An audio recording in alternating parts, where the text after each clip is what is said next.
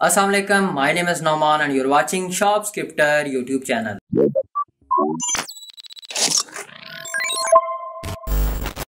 So finally deno.js launch हो गई है। 13 मई 2020 को डेनो को लॉन्च किया गया है और डेनो को रियान डॉल ने डेवलप किया है। ये वही पर्सन है जिन्होंने 2009 के अंदर nodejs को डेवलप किया था। तो डेनो बेसिकली एक सिक्योर रन टाइम इन्वायरमेंट है फॉर टाइपस्क्रिप्ट एंड जावास्क्रिप्ट। डेनो जो है बेसिकली कुछ ऐसे फ्लॉज और कुछ ऐसे प्रॉब्लम्स थे नोड.जेएस के साथ जिनको एड्रेस कर रही है। और आज की इस वीडियो में हम यही बात करेंगे कि deno.js बेसिकली है क्या, कैसे काम करती है और नोड.जेएस के कौन कौन से ऐसे फ्लॉज थे, इश्यूज थे जिनको डेनो रिजॉल्व कर रही है।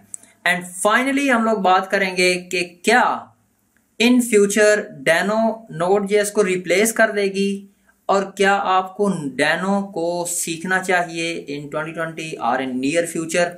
इन सब चीजों के बारे में आज हम लोग बात करेंगे। First of all one thing जो कि मैं यहाँ पे ऐड करना चाहता हूं कि डेनो के अंदर जो npm पैकेज मैनेजर है उसको टोटली रिमूव कर दिया गया है। मीन कि आपको npm पैकेज मैनेजर्स की सपोर्ट डेनो के अंदर नहीं मिलेगी।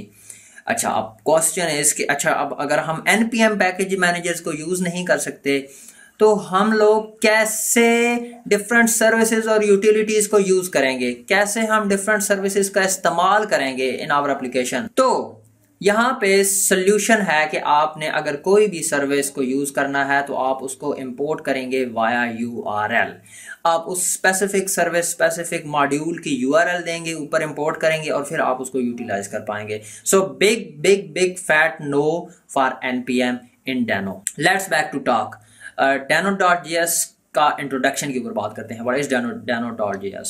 सो Deno is a secure run time environment for TypeScript and JavaScript. Deno build की गई है यूजिंग रस्ट प्रोग्रामिंग लैंग्वेज और जो नोड.जेएस था बेसिकली उसको डेवलप किया गया था C++ प्रोग्रामिंग लैंग्वेज के अंदर।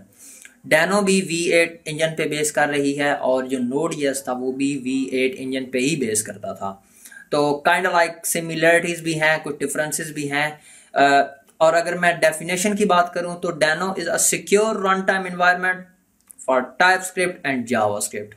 और नोड.जेएस की डेफिनेशन की अगर मैं बात करूं तो Node JS is a run time environment for JavaScript. तो डेफिनेशंस के अंदर भी थोड़ा सा डिफरेंस हमें जो है ना वो नजर आता है।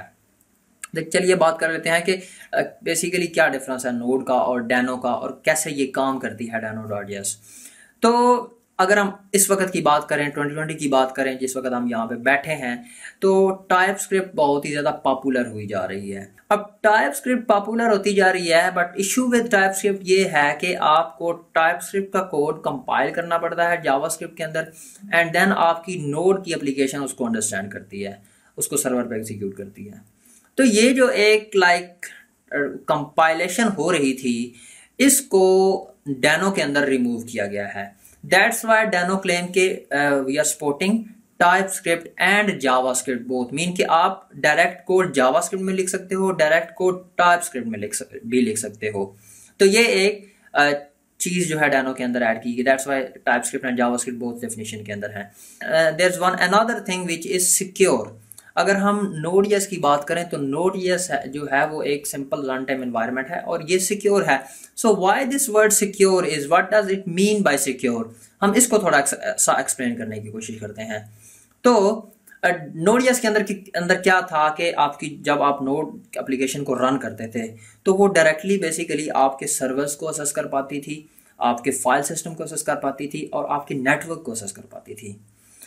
अब ये हार्मफुल भी हो सकता है। लाइक आपने कोई ऐसा पैकेज इंस्टॉल किया है, कोई ऐसा पैकेज एग्जीक्यूट किया है, इंक्लूड किया है जिसके अंदर कुछ हार्मफुल और मलिशियस कोड है, तो वो पैकेज क्या करेगा, वो आपके फाइल सिस्टम, आपके नेटवर्क, आपके एनवायरनमेंट को नुकसान पहुंचा सकता है। तो डेनो के अंदर सिक्योरिटी क्या ऐड की गई कि जब भी आप सर्वर असेस कर रहे होगे, फाइल सर्वर, नेटवर्क्स या फाइल सिस्टम कुछ भी, तो सबसे पहले वो आपसे उसकी असेस मांगेगा। वो कहेगा कि क्या आपने इस पर्टिकुलर चीज को इस सर्वर की असेस देनी है। अगर आप फ्लैग ट्रू करोगे तब ही वो उस स्पेसिफिक एरिया की असेस जो है वो पर्टिकुलर सर्विस जो है वो गेट कर पाएगी। जैसा कि आपने उसको रन किया किसी सर्वर के ऊपर, तो वो सबसे पहले आपको सर्वर के ऊपर असेस रिक्वेस्ट करेगी। मीन के इम्प्लिसिटली जितनी भी असेस है network over a file system वो डिसेबल है और आप उसको एक्सप्लिसिटली इनेबल करते हो। तो that is one beauty of Deno जो के अंदर इसके इंक्लूड की गई है, जिससे आप कोई भी मलेशियस कोड जो है वो डायरेक्टली आपकी एनवायरनमेंट को हार्म नहीं पहुंचा सकता। Okay, let's talk about the last point which is Deno versus नोड.js के क्या डैनो रिप्लेस कर देगी नोड.js को और क्या आपको डैनो सीखनी चाहिए। लेट्स फर्स्ट टॉक अबाउट कि क्या डैनो जो है वो रिप्लेस करेगी नोड.js को। So the simple and straightforward answer is no, ऐसा कुछ भी नहीं होने वाला। बिकॉज आपने जो मार्केट है हमारे साथ नोड जो है वो पिछले 11 सालों से है, तो नोड.js के अंदर बहुत सी बिग एप्लीकेशंस जो हैं वो डेवलप हो चुकी हैं। तो ऐसे नहीं होता कि कोई भी नया फ्रेमवर्क या कोई भी नया एनवायरनमेंट या कुछ भी नई चीज़ आती है तो फटाक से पिछले को रिप्लेस कर दिया जाता है। ये इतना आसान नहीं होता। प्रोडक्शन के अंदर आपका एक स्टैक चल रहा होता है, आप इतना जल्दी उसको रिप्लेस नहीं करते।